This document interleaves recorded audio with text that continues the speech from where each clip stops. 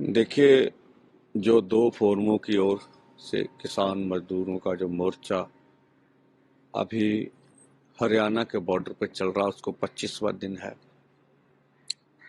जो हम देख रहे हैं, जिस तरह से कल प्रधानमंत्री जी कश्मीर गए, वहां पर जो हम देख रहे हैं सरकारी मुलाजमों को, खेती बाड़ी डिपार्टमेंट को कहकर किसानों को इकट्ठा करना पड़ रहा भाई, भीड़ को। और जो कश्मीर का किसान था वो आशा रख कर गया था कि आज प्रधानमंत्री जी आ रहे हैं, कोई ना कोई बड़ी अनाउंसमेंट तो होगी, लेकिन वहां के किसान भी निराश हो गए।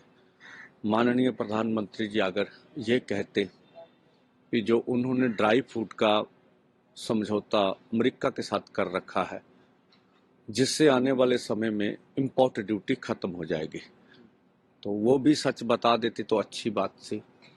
अब माननीय प्रधानमंत्री जी कल उत्तर पूर्व के राज्यों में जाएंगे, अच्छी बात है, उनका अधिकार है। हम आशा करेंगे जो असम के किसान हैं, जो ज़्यादातर चाय पत्ती के उत्पादक करते हैं, वो खुदकुशी कर रहे हैं। जो चाय बागान में रहने वाले किसान खेत मजदूर हैं, जो जो कॉफ़ी उत्पादित है, उनके लिए ज़रूर बड़ी अनाउंसमेंट की हम आशा रखेंगे। वहाँ के किसानों के लिए योग करें, और अच्छा हो अगर प्रधानमंत्री जी मणिपुर में भी जाएं तो अच्छा होगा। इसी के साथ साथ जो हम देख रहे हैं, जिस तरह से चुनावी दौर में स्वयं भाजपा जुटी हुई है, इसलिए हम देश के सामने ये अपनी मत रखना चाहते हैं कि उनको किसान मजदूर का कोई फर्क नहीं है, ना वो सोच रहे हैं। ये आंदोलन बहुत आसानी से जीता जा सकता है, ऐसा नहीं है। देखिए, हमारा परिवार बहुत बड़ा परिवार है।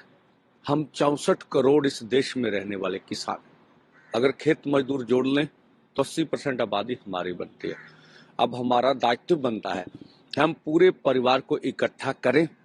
अगर हमारा परिवार एक जगह पर इकट्ठा हो जाए तो मुझे लगता कोई भी हमारी मांगे मानने से रोक नहीं सकता हमें।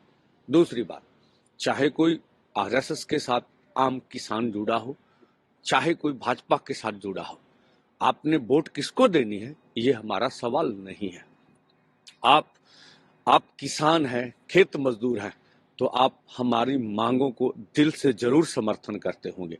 तो आप भाजपा के ऊपर, सरकार के ऊपर अंदर से दबाव डालिए। जब अंदर से दबाव डलेगा तो हमारी मांगे अवश्य पूरी होंगी। और आज हम यहाँ पर, अब अंतर्राष्ट्रीय आज महिला वर्किंग डे है, तो आज हम यहाँ पर बड़ा दिन मनाएंगे। तो आज हजारों हजार महिलाएं यहाँ पर पहुंचेगी। हमारे बहुत से संगठनों के जत्थे जो है रात ही पहुंच चुके हैं नजदीक, तो आप सुबह के बाद आना शुरू होंगे।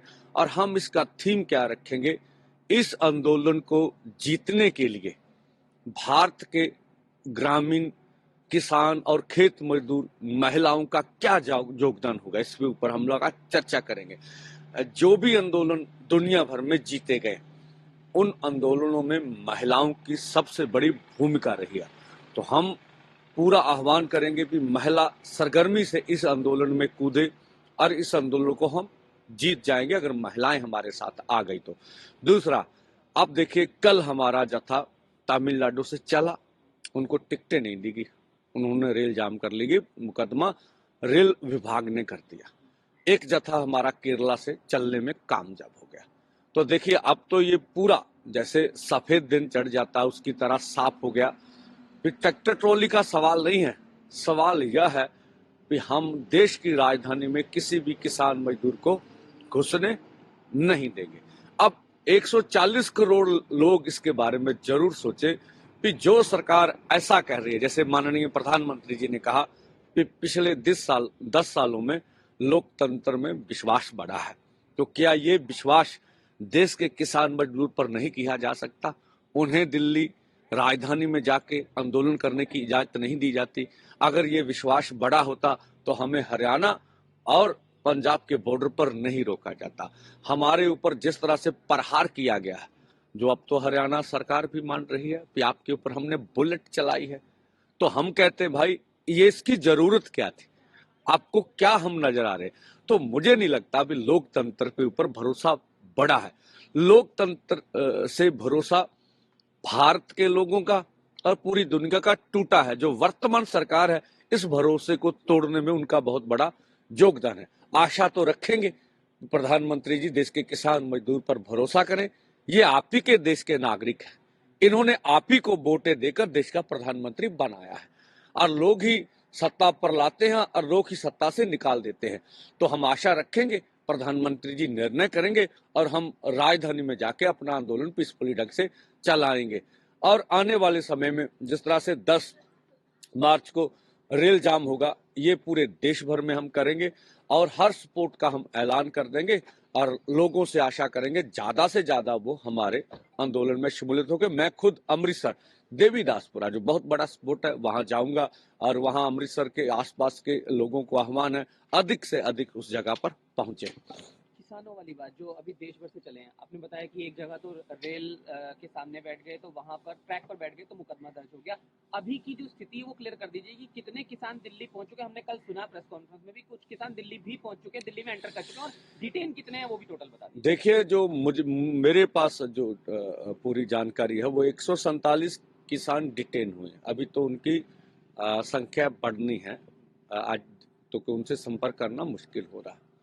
दूसरा, अब जब बहुत से अधिक से जो खाते बंद कर दिए जाते हैं, आपको पता है कि शंभू बॉर्डर पर जिस तरह का इतना बड़ा सख्त जो जैमर लगे हुए हैं, हम तो खुद पत्रकारों से भी बात नहीं कर पाते हैं।